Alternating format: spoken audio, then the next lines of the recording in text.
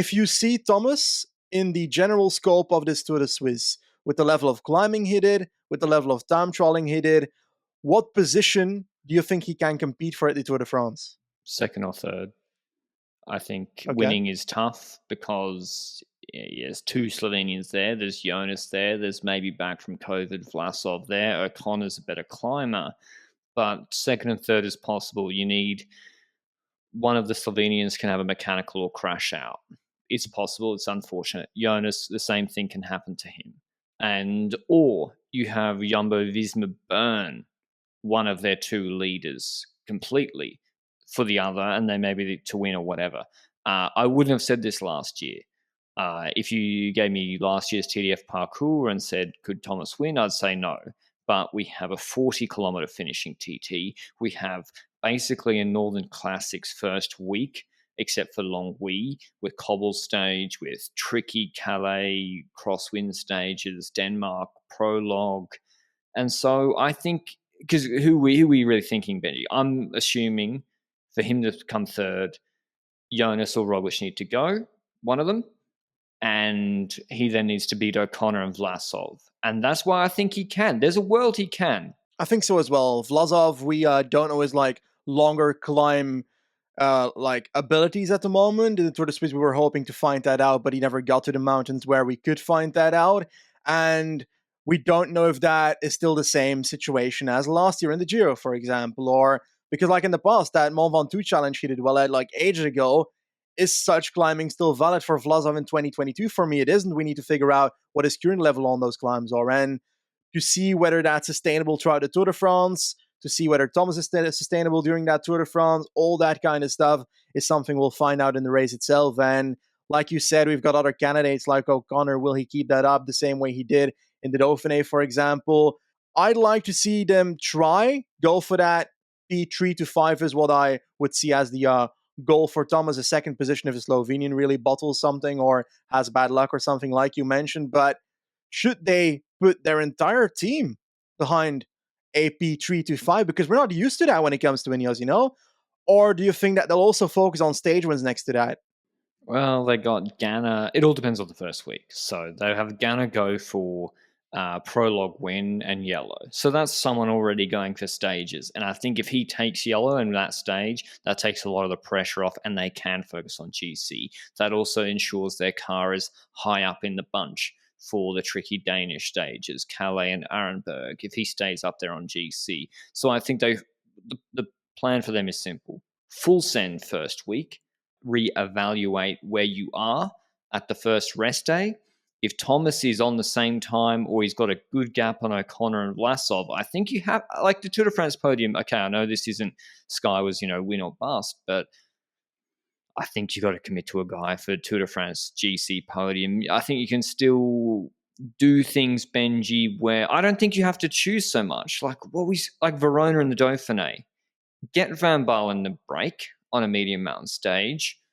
Maybe Thomas struggles, you drop him back. Maybe Thomas attacks, you drop him back. Maybe nothing happens and he can sit in and he can go for the stage. I think you can play it that way, but I think they full send first week, see where he is. If he's completely out of GC, he's in 6th or 7th already and he's got Alps to come, and then I think you've got to go for stages. But also, and we should mention, one of the notes from this TT, why I said it was relevant for the future, was the new Pinarello Bolide. I'll wait for the engineers and the experts, which neither of us are, on sort of bike tech to really dig into this TT, and Pinarello haven't really released any marketing materials on it because it's a prototype. It looked like a New York hipster's fixie with they've got the sketcher on it and it's all white. It looked fucked up, but it was fucked up fast. So that's all that matters. It's a disc brake one because on a dry day, on a straight TT course, you obviously need disc brakes, even though Ganna maybe won the world chance because he had a rim brake TT bike over Wout van Aert. But that aside, it was fucking fast, as I've said 3 times now. Danny Martinez, Benji, 3rd in T1 to the finish. That has to be encouraging. Maybe he's not sick. Maybe he's not in bad form. Maybe he had a hard altitude camp and he's coming into shape for 2nd and 3rd week TDF. Definitely possible, but 2nd and 3rd week TDF, then you already have to be in relatively good form stage 11, because that's when the big Alp stages come, and that's where I'd expect a Martinez with high altitude history to be able to shine on those stages as well. So I'd hope that he's got that good form by week 2 then, as in stage 11, basically the start of that. But when it comes to Martina, it's similar towards Remco, it's like he disappointed in the stage that we were hoping they'd shine in. And then towards this end of this sort of Swiss, it's a time trial that really shows it. But the thing with Remco is he's got time until the Vuelta. Martinez has less time to the Tour, and it could indeed be that altitude training that impacted the initial days of this to the Swiss because he got better over time during the race as well. So towards the end, he got better, and this time trial is certainly a crowning achievement, whatever you can call it, on this to the Swiss, better than the previous stages when it comes to Martinez. But is there a way or like a planet on which that you see Thomas's position as leader now benefiting Danny Martinez in the Tour? Of course, it's like Bernal Thomas 2019 TDF. That was the format. And I know that's a different era, but in terms of, let's say, we're now going for podium for Ineos, they have the two cards to play. I do think Martinez's form, not just in the TT, but yesterday was understated. If you want to go to lanternerouge.com.au, read Carlos' article, the watts yesterday were more than we thought from the eye test. In that heat, they actually did, like Thomas, if you adjust it for the hot conditions, Thomas did peak watts. And peak watts from Thomas isn't enough to contest with the Slovenians on a mountaintop finish, but cycling is not just about mountaintop finishes and watts. But I'm saying Martinez pulled for 5 kilometers. If he was riding for his own GC yesterday, I think he would have been doing 6.05 for 35, which is coming into really good shape. So I don't know, like I think they're going to want to do a 2-liter strategy. Yates, Benji, would you even take, like, where does Yates fit into you? He doesn't really fit into their plan to me unless he's happy to be a mountain domestique.